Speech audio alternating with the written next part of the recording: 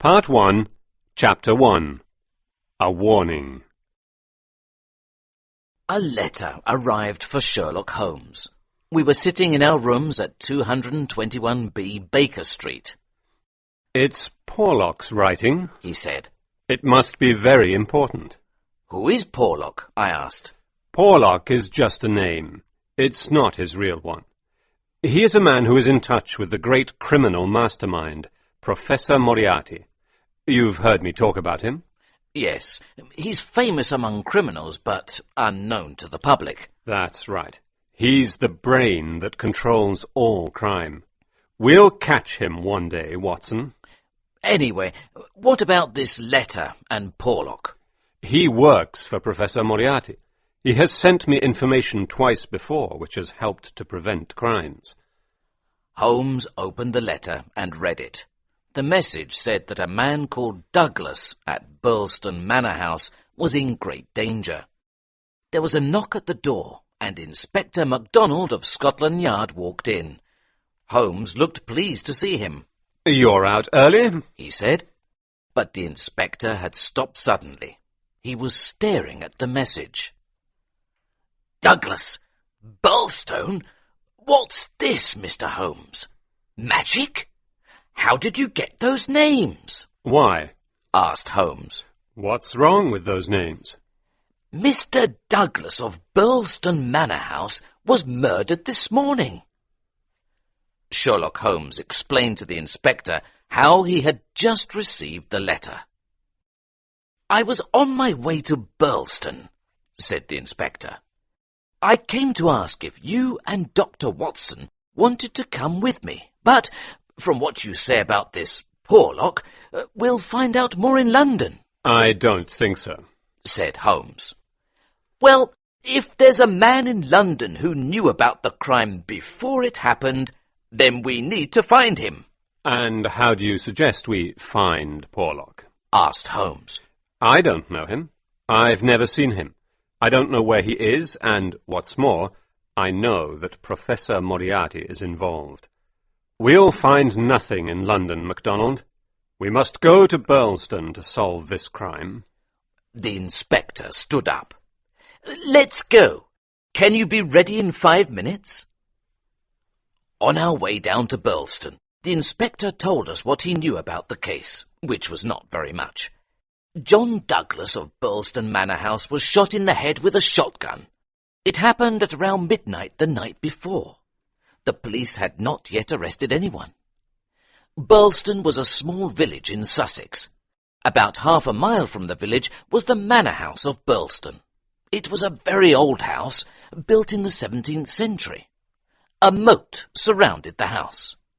The only way to get into the house was over the drawbridge. This drawbridge was raised every night and lowered every morning by the owners of the manor house. This meant that the house was like an island during the night. This was a very important fact in the mystery at Burlston. The owners were Mr. John Douglas and his wife. Douglas was a handsome American man, about 50 years old. He was popular in the village because he was friendly and also rich. He had earned his money in California, then came to live in England, where he met his wife. Mrs. Douglas was a beautiful woman, about 20 years younger than her husband. They were very happy together, although it seemed that Mrs. Douglas did not know everything about her husband's past. There was one other person who often stayed with the couple and was also at the manor house at the time of the murder. His name was Cecil Barker. He was a good friend of John Douglas and was the only person from Douglas's unknown past life. Although Barker was English, he had met John Douglas in America. Barker was friendly with both Douglas and his wife. Sometimes his friendship with Mrs. Douglas seemed to irritate John Douglas. The other people who were in the house at the time of the murder were Ames, the butler, and Mrs. Allen, the housekeeper. It was at 11:45 at night on the 6th of January that Cecil Barker told Sergeant Wilson at the local police station that someone had murdered Mr. John Douglas. When he reached the house, Sergeant Wilson found the drawbridge down, and everyone was confused and alarmed. Only Cecil Barker seemed calm and in control. The dead man was in the centre of the room, lying on his back. The shotgun was lying on his chest. The end of the gun was sawn off. The murderer had fired the gun very close to his victim, and the shot had almost blown his head to pieces. The doctor was called, but he knew there was nothing he could do. The country policeman was not used to such serious crime. "We won't touch anything until the officers from London arrive," he said. "I haven't touched anything," said Cecil Barker. "This is exactly as I found it. It was just after 11:30, and I was sitting in my bedroom when I heard the shot. It wasn't very loud. I rushed down." "Was the door open?" "Yes, it was open.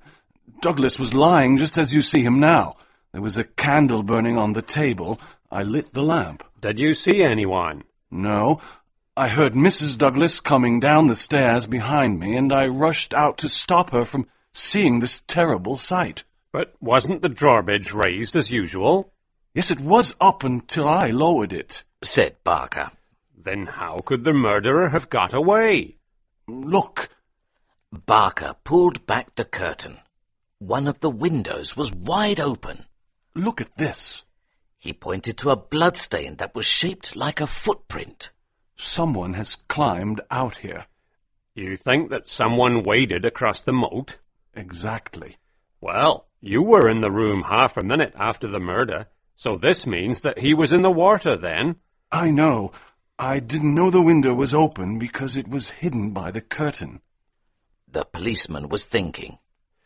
"You're saying that the man escaped by wading across the moat. But how did he get into the house if the drawbridge was up?" "That's a good question," agreed Barker. Chapter 2. Murder at Burlston. "What time was the bridge raised?" asked the policeman. "It was 6 o'clock, said Ames the butler.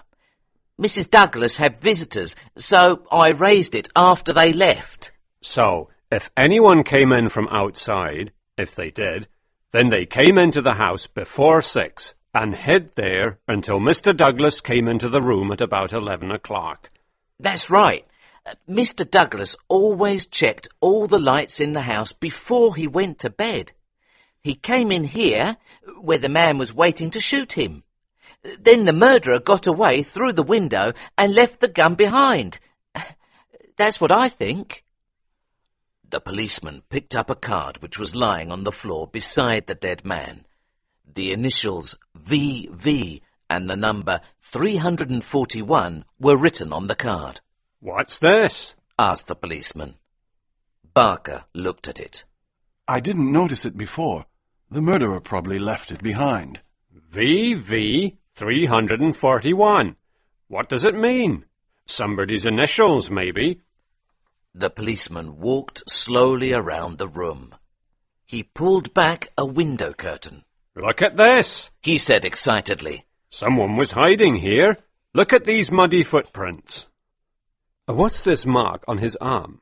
asked the doctor. On the dead man's right arm was a strange brown design, a triangle inside a circle. "It's not a tattoo," said the doctor. "I've never seen anything like it. This mark has been burnt onto the man. What does it mean?" "I don't know what it means, but Douglas has had that mark for at least 10 years, said Cecil Barker. "Yes," agreed the butler. "I've often noticed it and wondered what it is." "Then it has nothing to do with the crime anyway," said the policeman. The butler suddenly gave a shout of surprise. "What is it now?" said the policeman. "They've taken his wedding ring. He always wore his wedding ring below this other one with the snake on it," said the butler. "You mean that the murderer first took off this snake ring, then the wedding ring, and afterwards put the snake ring back on again?" "It looks that way," said the butler. The policeman shook his head.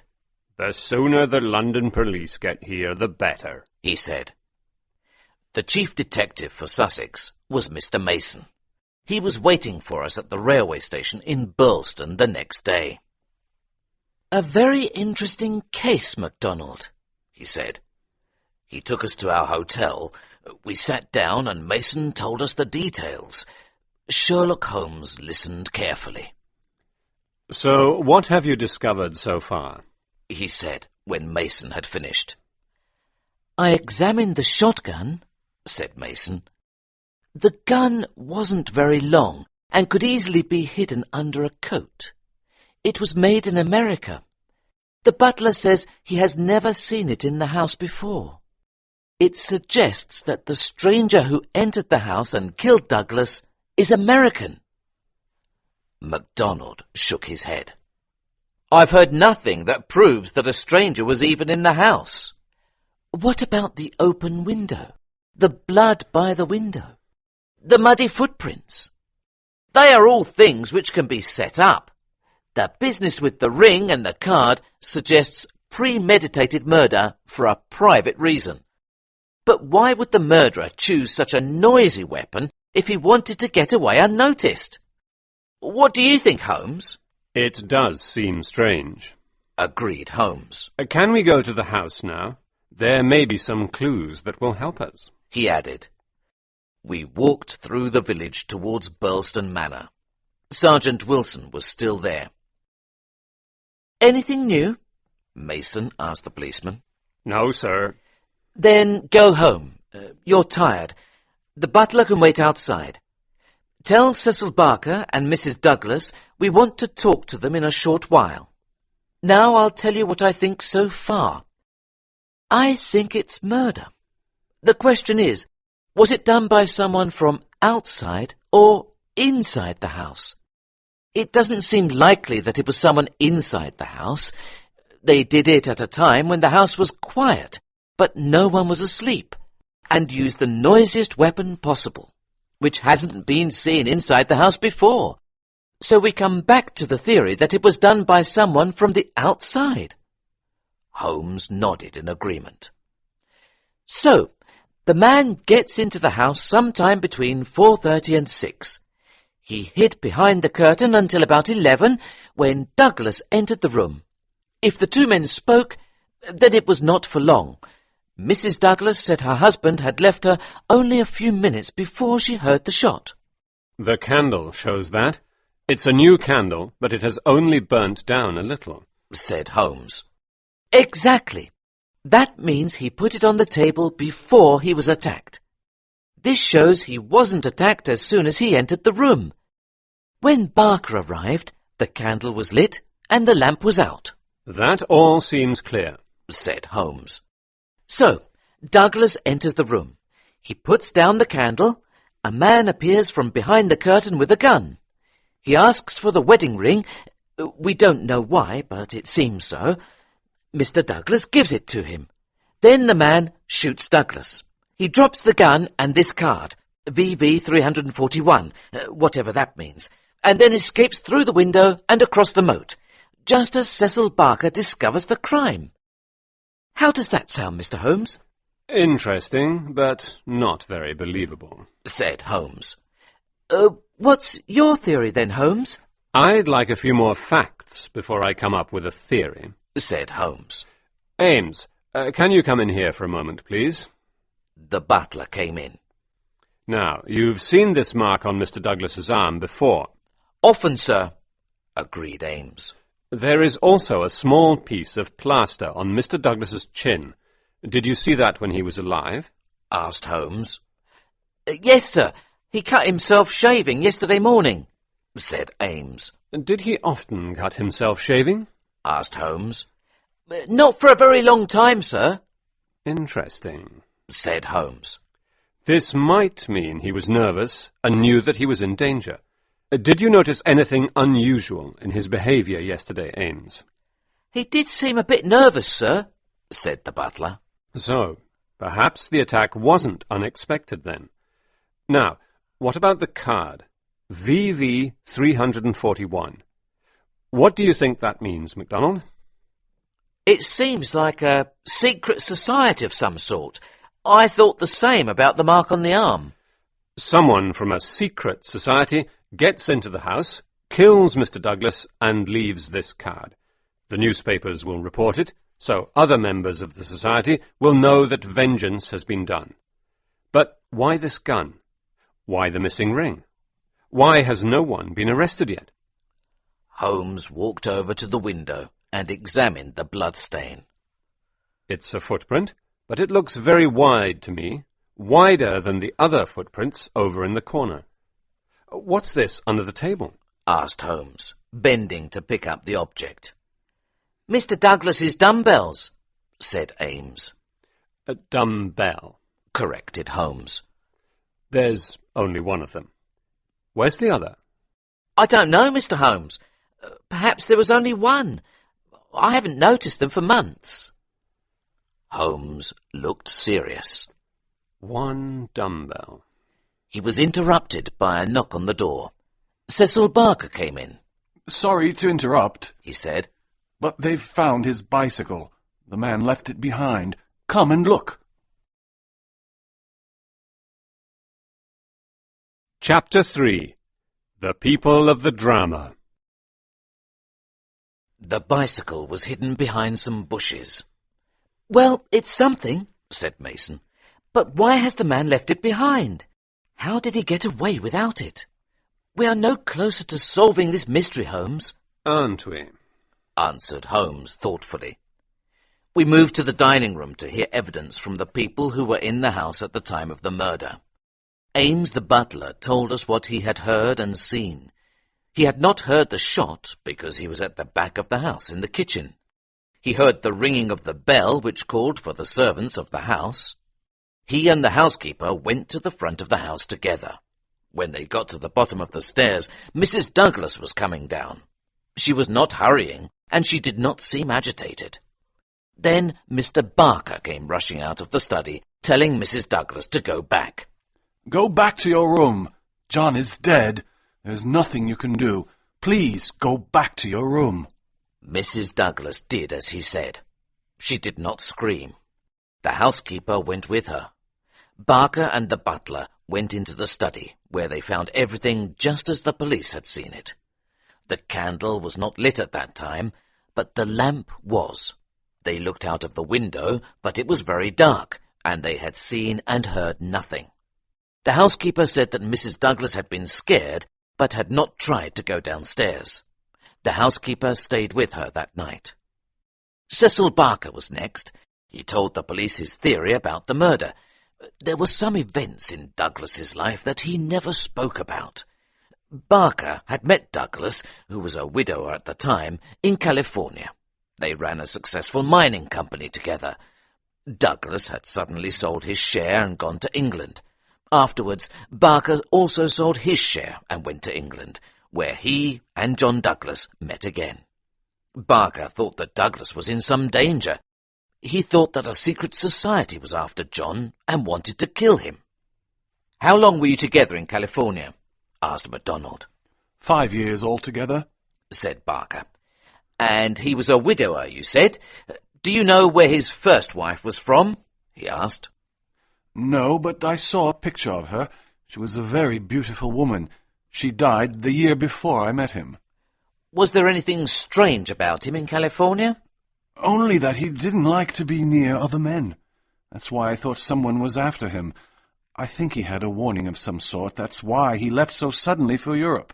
Only a few days after he left, some men were asking about him, said Barker. That was 6 years ago. Before that, you were together for 5 years in California. 11 years is a long time to keep a fight going. It was definitely something serious. Did you know Mrs. Douglas before the marriage? No, I didn't. But you've seen a lot of her since. What are you saying, Detective? I've seen a lot of him since, and so of course I have become friends with Mrs. Douglas. Was Mr. Douglas happy about your friendship with his wife? You have no right to ask such questions, said Barker angrily. The inspector waited. Well, I suppose you have to do your job. Please don't ask Mrs. Douglas about this. She is worried enough. Douglas had just one fault, and that was his jealousy. But no man had a more loving and faithful wife or a more loyal friend. But the fact that the wedding ring has gone suggests that the marriage and the murder are connected, don't you think? I don't know what it suggests, said Barker. but I think you're on the wrong track. The next witness was Mrs. Douglas. She was a tall, beautiful woman of 30. Her face was very white, but she seemed calm. "Have you found anything out yet?" She asked. "We're doing all we can, Mrs. Douglas. Perhaps you may be able to help us. Mr. Barker said that you were never actually in the room where the tragedy took place." "That's right. He told me to go back to my room." "You have only known your husband in England. Is that right?" "Yes. We've been married for 5 years." "Have you heard him speak of something that happened in America which may be dangerous for him?" Mrs. Douglas thought carefully before answering. "Yes," she said finally. "I have always felt that there was some sort of danger from his past, but he didn't talk to me about it." "How did you know then?" asked the detective. "In many ways," she replied. "Because of the way he didn't talk about some parts of his life in America. Because of some of the things he said. The way he looked at strangers. I always felt sure that he had some powerful enemies, and that he was always ready to defend himself." What sort of things did he say? asked Sherlock Holmes. "The Valley of Fear," replied Mrs. Douglas. "He said, 'I have been in the Valley of Fear, and I'm not out of it yet.' I asked him, 'Can we ever get out of the Valley of Fear?' And he said very seriously, 'Sometimes I don't think we ever will.'" But didn't you ask him what he meant by the Valley of Fear? "Of course, but he never told me. All I know is that it was a real valley that he lived in once, where something terrible happened. I can't tell you any more." Did he ever mention any names? "Yes, once when he had a fever. He said the name Master McGinty. There was definitely a connection between the Valley of Fear and Master McGinty." "You've heard that his wedding ring was taken. Why do you think that is?" "I really don't know," she replied. "It's an extraordinary thing." "Well, we won't keep you any longer. Thank you for your time, Mrs. Douglas. If there is anything else, we can ask you later." Mrs. Douglas left the room. "She's a very beautiful woman," said MacDonald thoughtfully. "This man Barker has been here a lot. There may be something between them. He admits that the dead man was jealous. Then there's that wedding ring. What do you think, Mr. Holmes?" Chapter 4. The Missing Dumbbell. Holmes called the butler in. Can you remember, Ames, what Mr. Barker was wearing on his feet when you joined him in the study? "Yes, Mr. Holmes. He had a pair of bedroom slippers on. I brought him his boots when he went for the police." Where are the slippers now? "They are still under a chair in the hall." Good. It's important to know which footprints belong to Mr. Barker and which come from outside. "Yes, sir. I noticed that the slippers were marked with blood, sir. So were mine." Thank you, Ames. We returned to the study. Holmes brought the slippers with him from the hall. The slippers were dark with blood. Strange, said Holmes. He was examining the slippers by the light of the window. Very strange indeed. He placed the slipper on the bloodstain under the window. It matched exactly. Holmes looked at the others. MacDonald looked excited. "Barker made the mark under the window himself. What's going on, Holmes? What does it mean?" That's the question, said Holmes. What does it mean? The three detectives had many small details to investigate. I decided to return to the village on my own. I walked through the garden of the house. At the far end was a hedge of yew trees. Behind these was a stone seat, hidden from view. As I approached, I heard some voices coming from the area of the stone seat. I came around the trees and saw Mrs. Douglas and Mr. Barker. They did not see me straight away. I was shocked by Mrs. Douglas's appearance. Before, she had been very quiet. Now her eyes were shining, and she was laughing at something Barker had just said. Barker was also smiling. Just too late they both saw me and assumed more serious expressions. They spoke briefly to each other. Then Barker got up and walked towards me. "Excuse me, sir, but are you Dr. Watson? Mrs. Douglas wants to ask you something." I did not really want to talk to her. I saw clearly in my mind the body of the dead man lying on the floor. Here, only a few hours after the tragedy, was his wife laughing with another man. But I went over to them.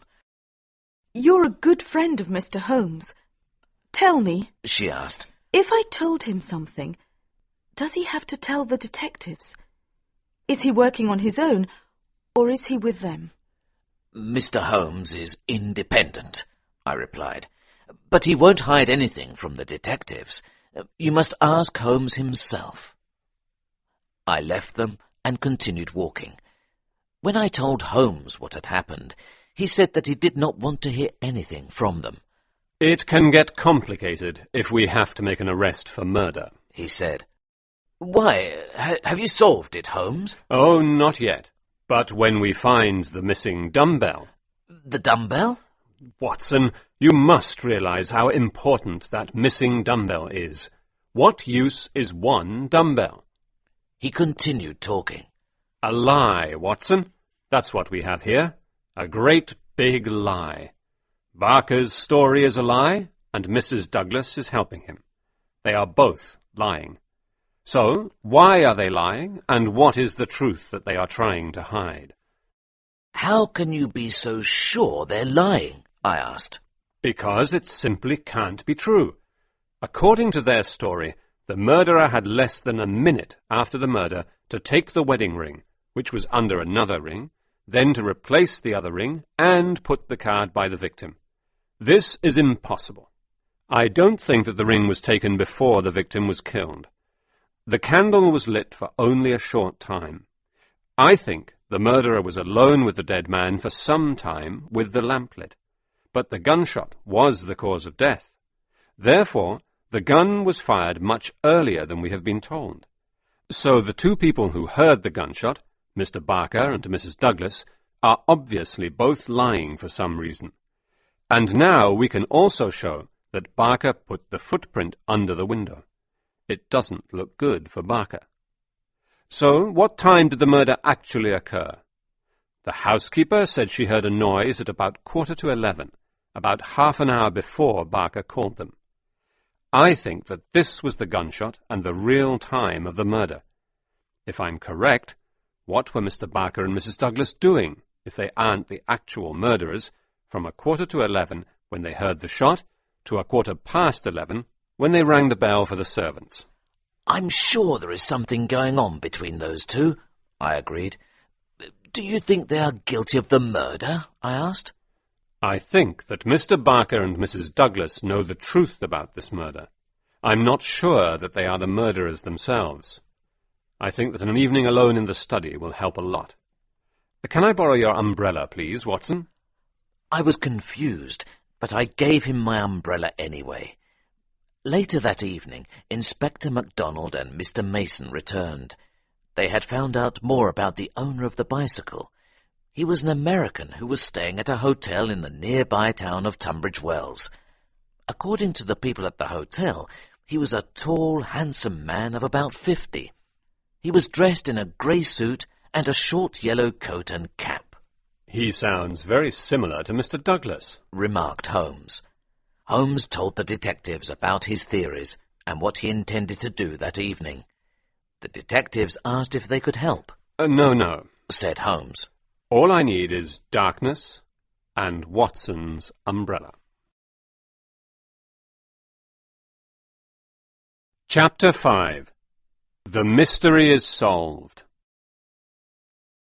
The next morning, the detectives were trying to find the owner of the bicycle.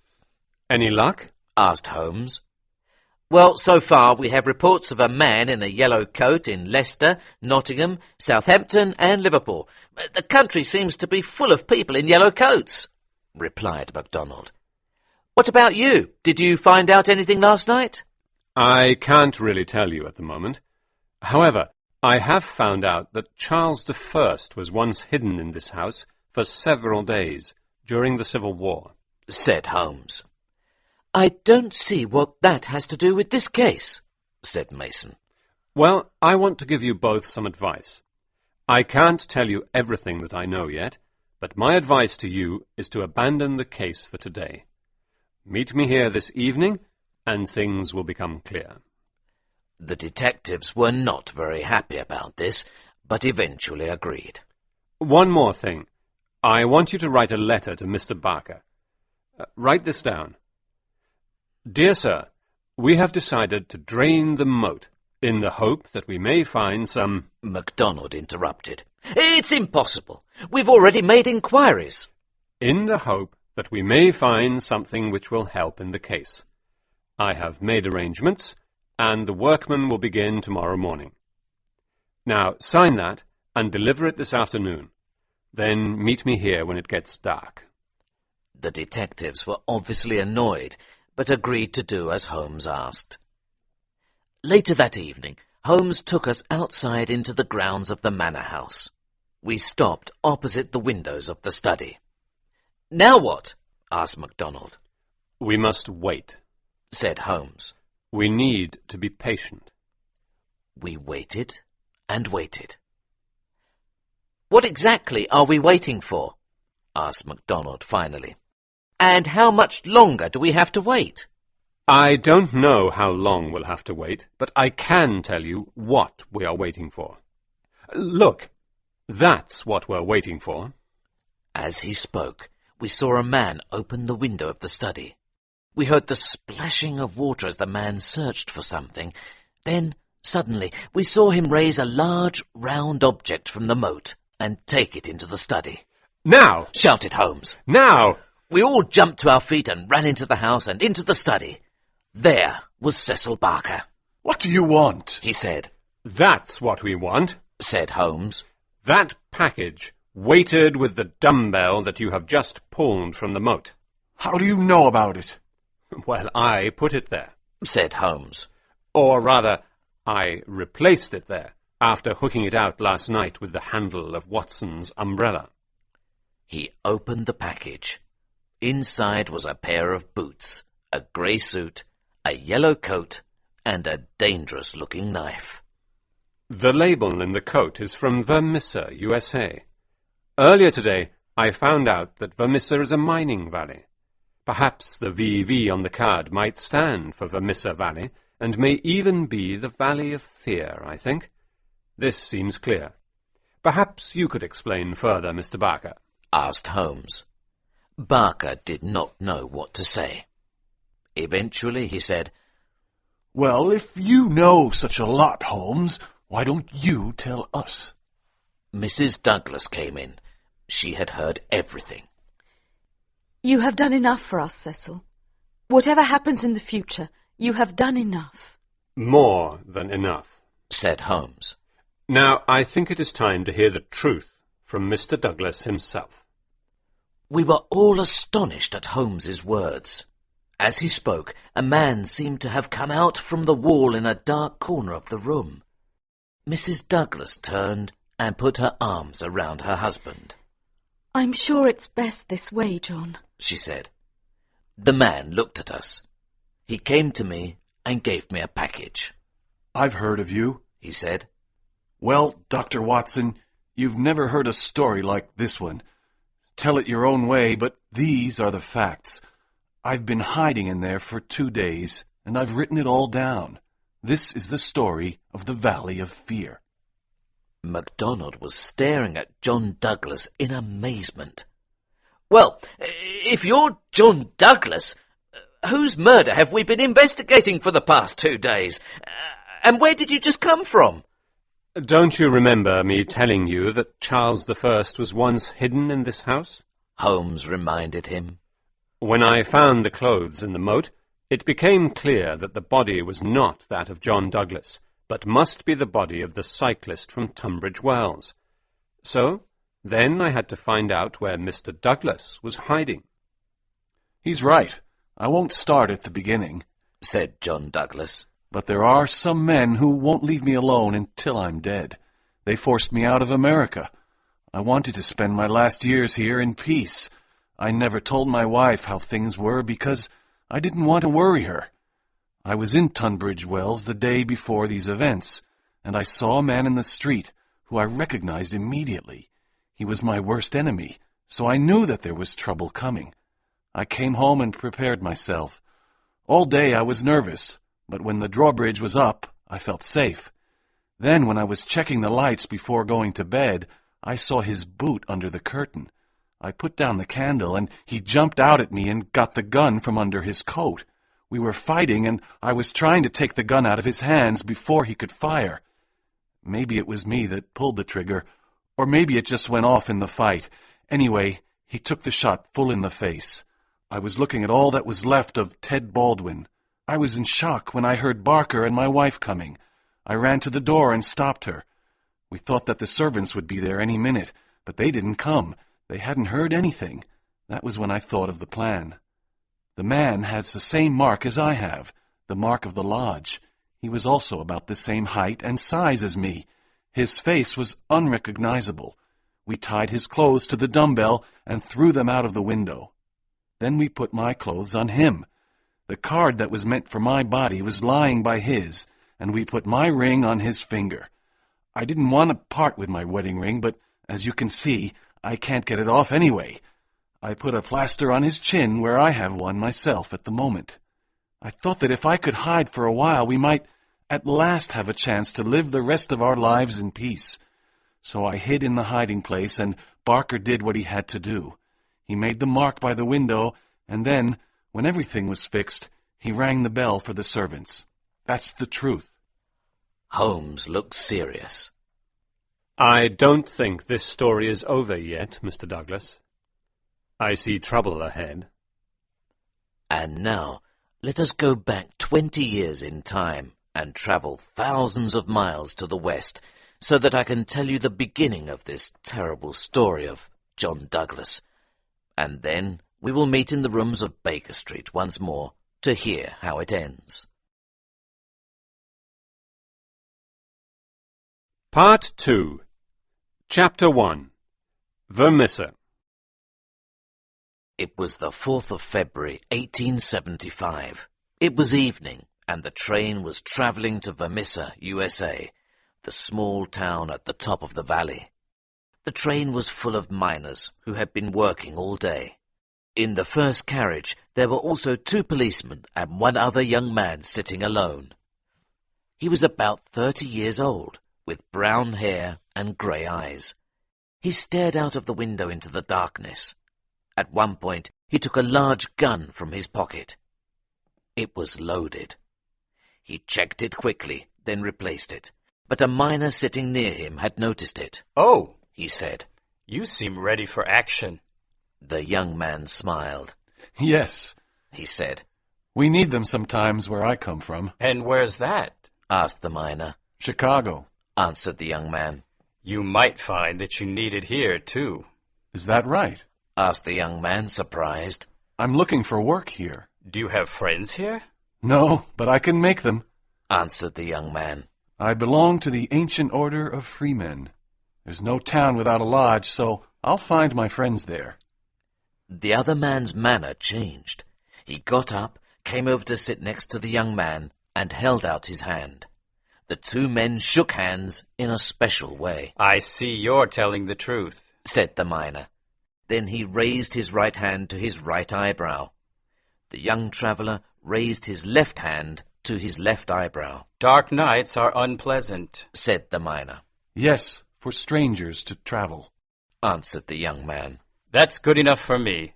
I'm Brother Scanlon, Lodge 341, Vermissa Valley. Welcome. Thank you. I'm Brother Jack McMurdo, Lodge 29, Chicago. Master J.H. Scott. I'm lucky to meet a brother so early. But why did you leave Chicago? asked the miner. McMurdo nodded towards the policeman. They'd be very interested to know, he said. but I don't really want to talk about it. I've my own good reason for leaving Chicago. Okay. Where are you going tonight?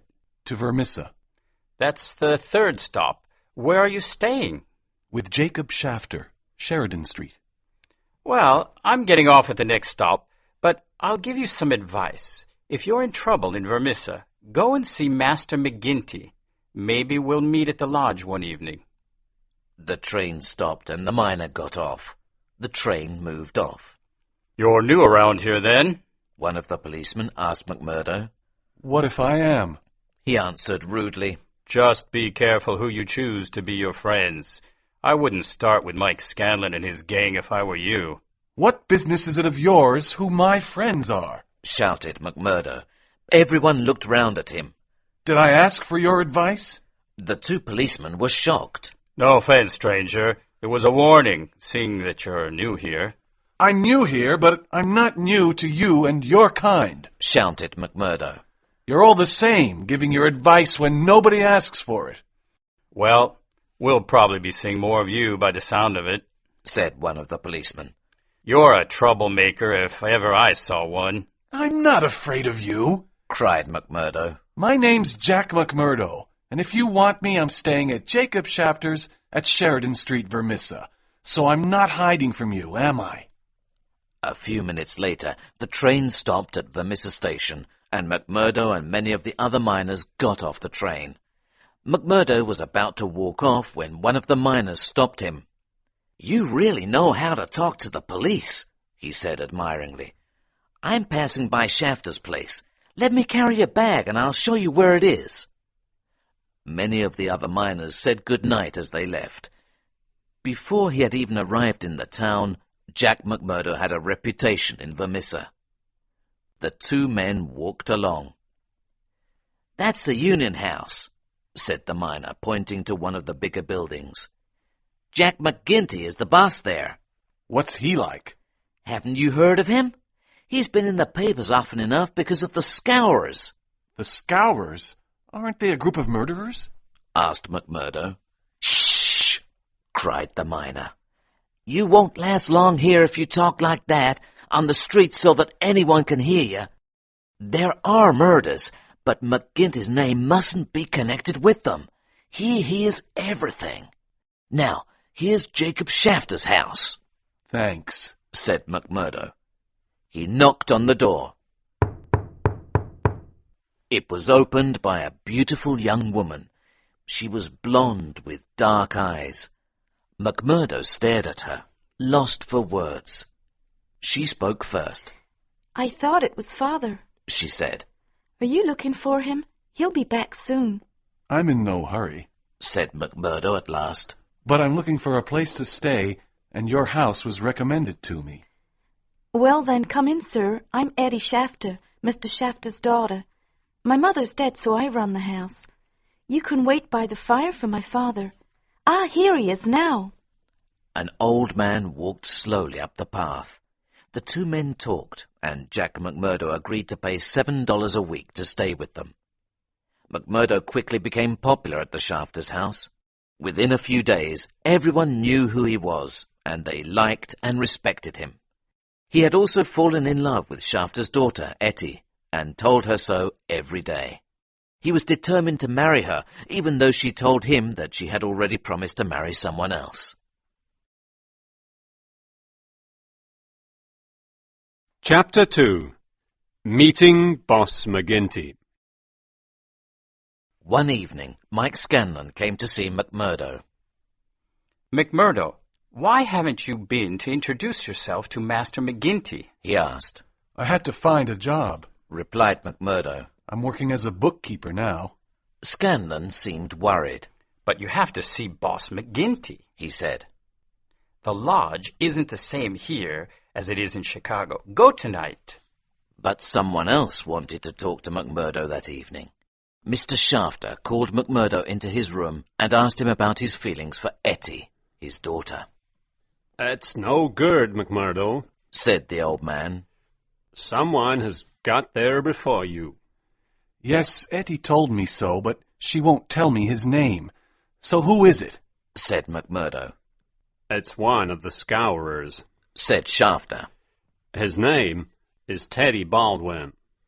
Who are these Scourers? Why are you all so afraid of them? "The Scourers are the ancient order of freemen," replied the old man. But I belong to that order myself, said McMurdo. "You? I wouldn't have let you into my house if I had known that." But why? The order is for charity and friendship. The rules say so. "Maybe in some places, but not here. Said the old man. Here they are a group of murderers.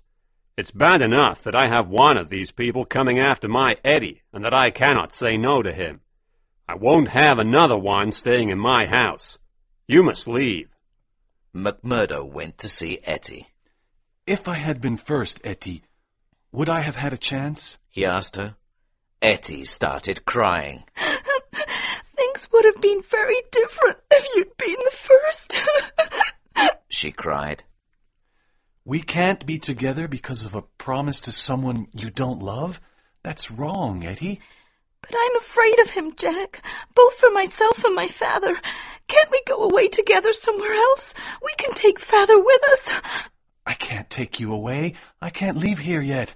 But I promise you, no harm will come to you or your father. But you may find that I am as bad as other men, Etty, said Jack. Oh, no, Jack. I trust you, replied the girl. The door opened suddenly, and a handsome young man walked in. Etty jumped to her feet, looking alarmed. I'm glad to see you, Mr. Baldwin. You're early. Please sit down. Mr. Baldwin did not sit down. "Who's he?" he demanded. Etty explained that McMurdo was staying with them. "Well, McMurdo, this young lady is mine. Perhaps she told you."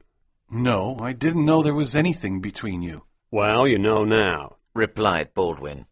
"Perhaps you're ready for a fight, Mr. McMurdo." McMurdo jumped up. I am, he cried. Come on outside. Oh, Jack, be careful. He'll hurt you, cried Etty.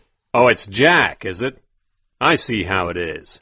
Well, I'll sort this out without getting into a fight." He rolled up his sleeve and showed McMurdo a strange mark on his arm. It was a triangle inside a circle. "Do you know what that means?" I don't know and I don't care. "Well, you will know. I promise you that. Perhaps Miss Etty can tell you about it. And you, girl, you'll come back to me, do you hear?" He turned and left the house. McMurdo decided to go straight down to the Union House and introduce himself to Boss McGinty, whose bar was crowded as usual. Boss McGinty was not an honest man, and he was getting richer and richer. As a councillor, he controlled taxes, roadworks, and various accounts for the area. The citizens of Vermissa were blackmailed into silence, scared that they might be killed. McMurdo went into the bar. He saw a tall, strong, heavy-looking man with black hair and a beard, who had to be McGinty. He looked friendly, but he had evil eyes. McMurdo walked up to the man, looked him in the eye, and introduced himself. He made a signal so that McGinty would know he was also a freeman. McGinty looked surprised, but then he took McMurdo to a back room. He sat down and, without saying a word, examined McMurdo carefully. For a couple of minutes he sat in silence. Then, suddenly, he pulled out a gun. "If this is a game of yours, it won't last long," said McGinty dangerously. That is a strange welcome from one brother to another, replied McMurdo calmly. "That's just what you have to prove, that you really are a brother." McGinty then asked him some details about where he was made a freeman and the reason why he had left Chicago. McMurdo gave him a page from a newspaper. McGinty read it quickly. It was about the shooting of a man called Jonas Pinto in the Lake Bar in Chicago in January 1874. "Did you shoot this man?" asked McGinty. Why? I was making fake dollars. This man Pinto was helping me. Then he said he wanted to go to the police. Maybe he did, but I didn't wait to see. I just shot him and came down here. So can you still make these fake dollars? Asked McGinty. McMurdo gave him a handful of notes. Well, these aren't real, he said. At this moment, Ted Baldwin walked in. So, you got here first, McMurdo, he said angrily. Boss McGinty wanted to know what the problem was. McMurdo told him about Etty. She's free to choose for herself, he finished. Between two brothers of the lodge, she certainly is, agreed McGinty. And that's your answer? Shouted Ted Baldwin. You've known me for years, and now you take the side of this newcomer? McGinty jumped on him like a tiger. He grabbed his neck and threw him across the room. While I'm the master of this lodge, you'd better accept my rules, he shouted. Ted Baldwin nodded. So we're all friends, right? Said McGinty. And there's an end to the matter. Ted Baldwin was back on his feet. He nodded again, but he did not look happy. Chapter 3 Lodge 341, Vermissa. The next day, McMurdo moved from Jacob Shafter's and went to stay with Mrs. McNamara, who was a widow. Scanlon now also worked in Vermissa, and so he stayed at the same house. McMurdo was still allowed to go for meals with the Shafters, so his relationship with Etty continued to develop. One Saturday night, McMurdo was made a full brother of the lodge in Vermissa. He was warned that something might happen to him, but he did not know what it was. Many men had gathered for the ceremony. McMurdo was tied up and blindfolded.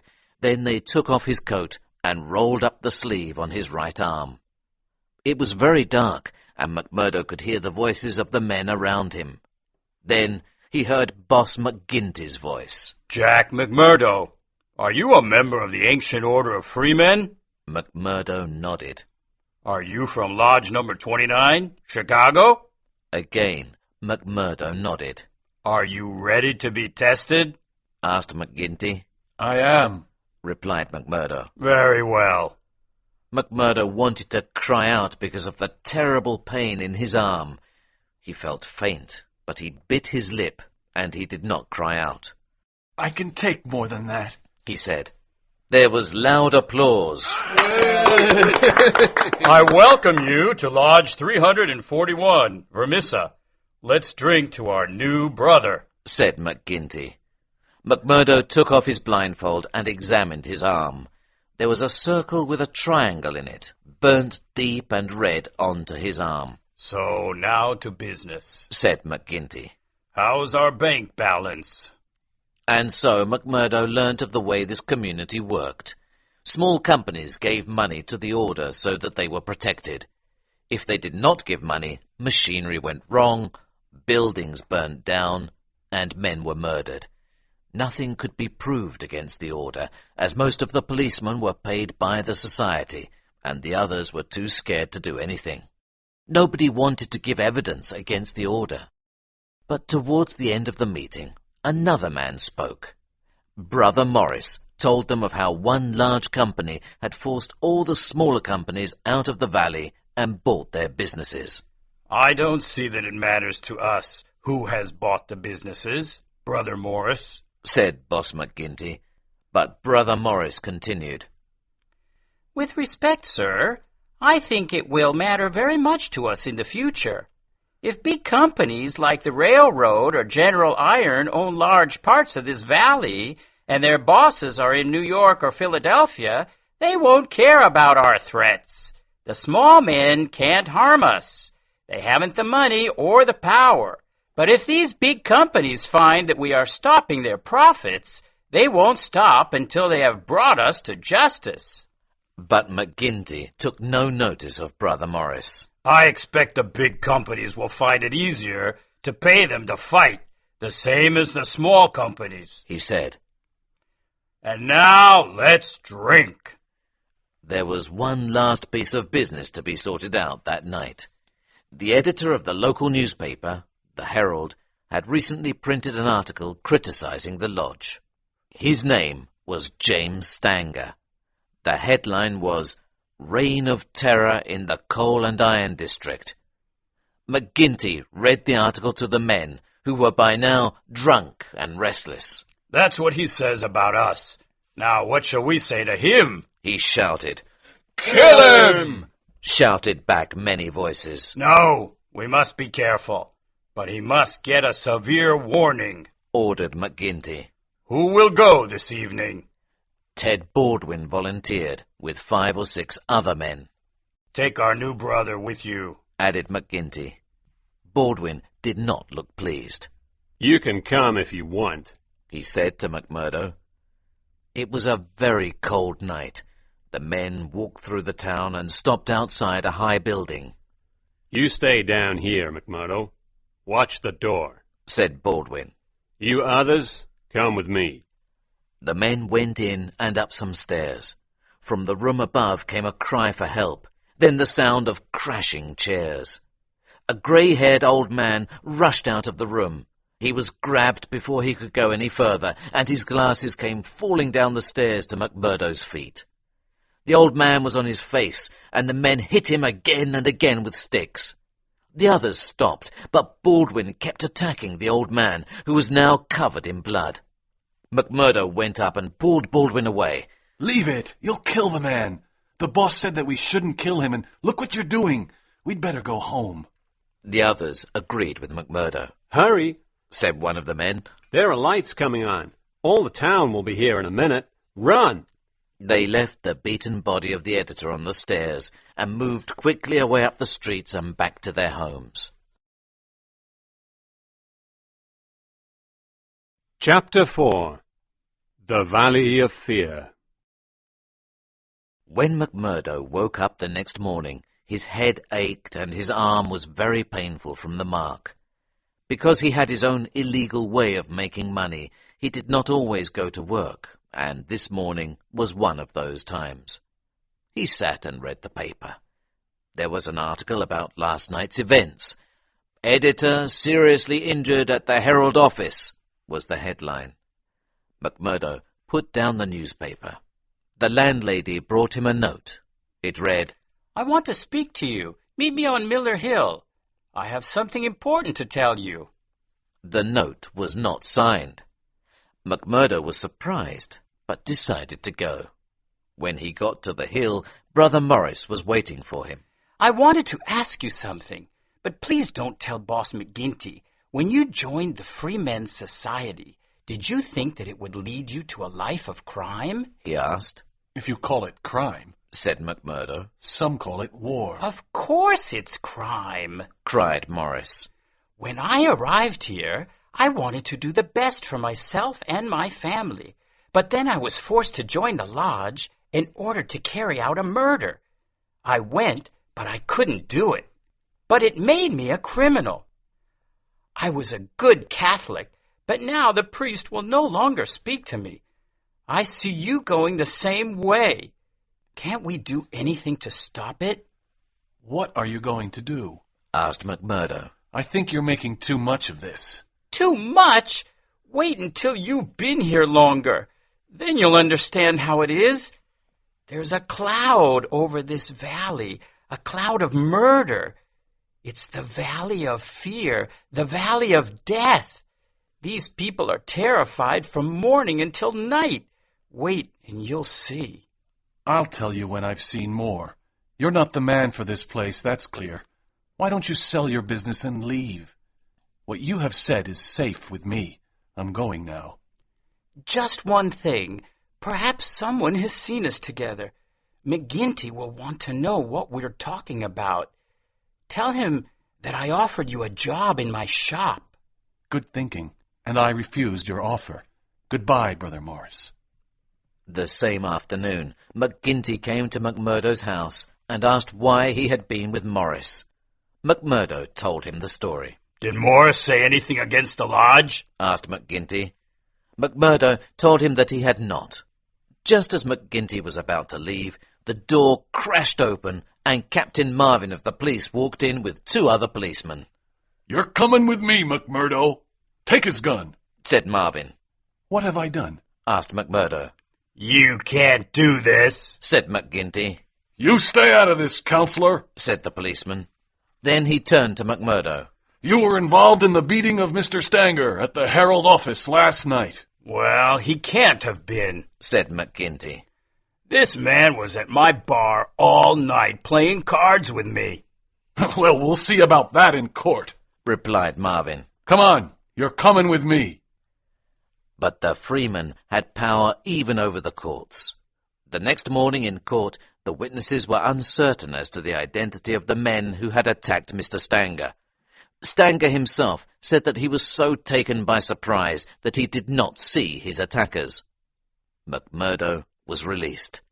The court was full of brothers who cheered and applauded, but there were others there who looked less happy. One man shouted as they went out, You murderers! We'll catch you yet!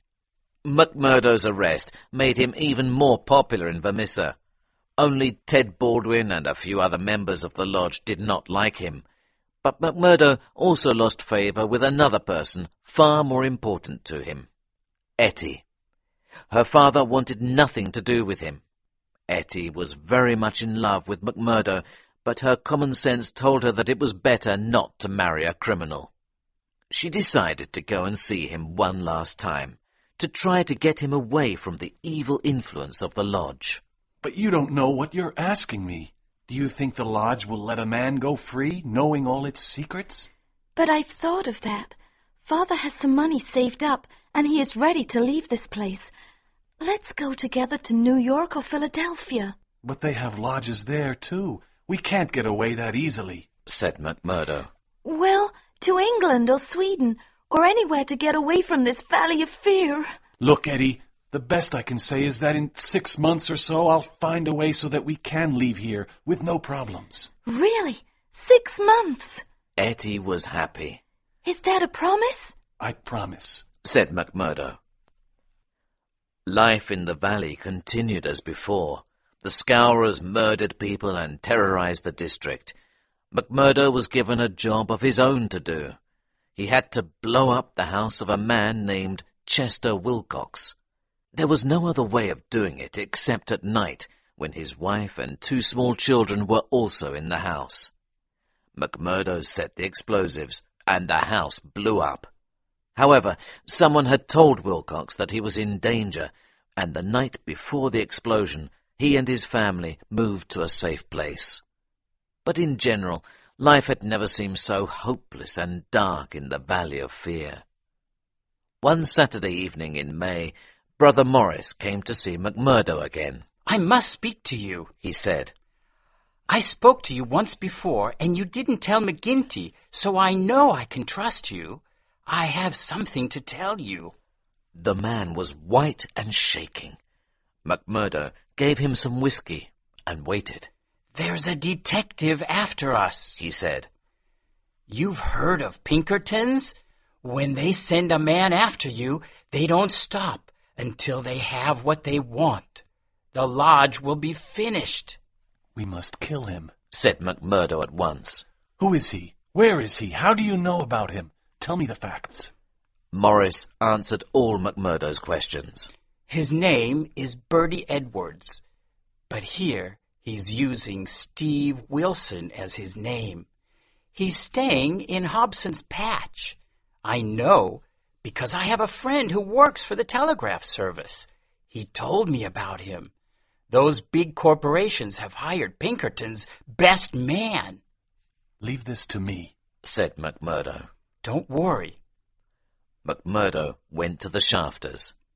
He told Etty the news and asked her if she was willing to go with him when the time came to leave. Day or night, Jack, I'll be ready when you come for me, she said. Chapter 5. Bertie Edwards's Trap. Later that evening, McMurdo went to the lodge. As it was Saturday, the brothers were already there.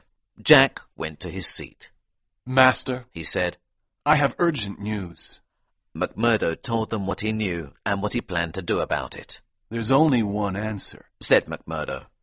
Bertie Edwards must never leave the valley, said Baldwin. Exactly, agreed McMurdo. Here's what we'll do. He told them his plan. Bertie Edwards was pretending to be a journalist called Steve Wilson. He had spoken to McMurdo, offering him money for information on the Scourers. McMurdo had told him some stories that he had made up, and Wilson gave him $20. Wilson offered him more money for more information. McMurdo arranged for Wilson to come to his house so that he could tell him all the secrets of the lodge in exchange for more money. Wilson was to come to Mrs. McNamara's house at 10 o'clock. The house was isolated, and Mrs. McNamara did not hear very well. 7 of the other freemen were to come to the house at 9 o'clock, ready for Mr. Wilson. Once we get the door shut behind him, that'll be the end of Bertie Edwards, said McMurdo. McMurdo returned home and prepared for the evening ahead. He cleaned and oiled his gun. He spoke to Scanlon, who was also staying at the house. Although he was a scourer, Scanlon did not like what the men did.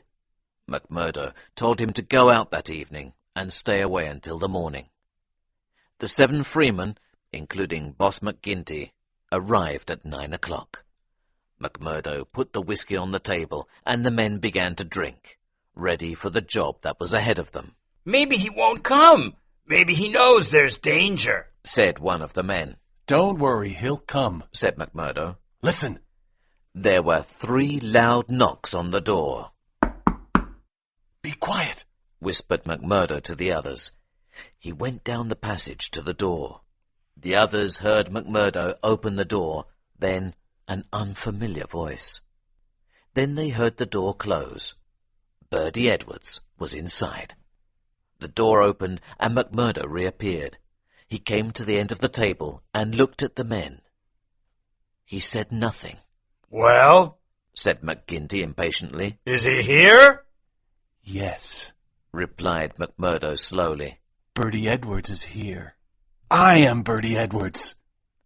The room was silent. Then the windows were suddenly broken, and guns were pointing in through them. McGinty jumped up from his chair and ran for the door, but Captain Marvin of the police appeared and pointed his gun at him. Stay where you are, McGinty, said the man they had known as McMurdo. Take their guns, Marvin. The men could do nothing. They were trapped. They sat around the table, staring at McMurdo with confusion and hatred in their eyes. I'd like to speak to you before we leave, said the man who had trapped them. I am Bertie Edwards of Pinkerton's detective agency. I was chosen to break up your gang. It's taken me a long time, and it's been hard and dangerous, but I've won. Maybe you think the game isn't over yet.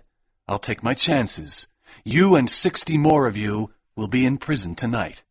Before I took this job, I never believed that there was a society like yours. In Chicago, the Society of Freemen weren't bad men. I never killed a man in Chicago. I never printed any false money. I gave Chester Wilcox a warning so that when I blew up his house, he and his family were already gone. You traitor! Shouted McGinty. You can call me a traitor, but there are many people in this valley who will call me a savior. I've been here 3 months in order to get to know every man and every secret. I never want to live another 3 months like it, not for all the money in the world. Now, Captain Marvin, take them away. Scanlon had delivered a note to Etty and her father. The 2 left the Valley of Fear and never went back. 10 days later, Etty and Bertie Edwards were married in Chicago. The trial of the Scourers was held, and McGinty was hanged along with 8 others. Many other men went to prison. Bertie Edwards's job was done. But, as he had thought, it was not over. Ted Baldwin was not sentenced to death. He was in prison for 10 years, but when he came out, he spent all his time looking for Bertie Edwards. Bertie Edwards changed his name again and moved to California, and it was there that Etty Edwards died.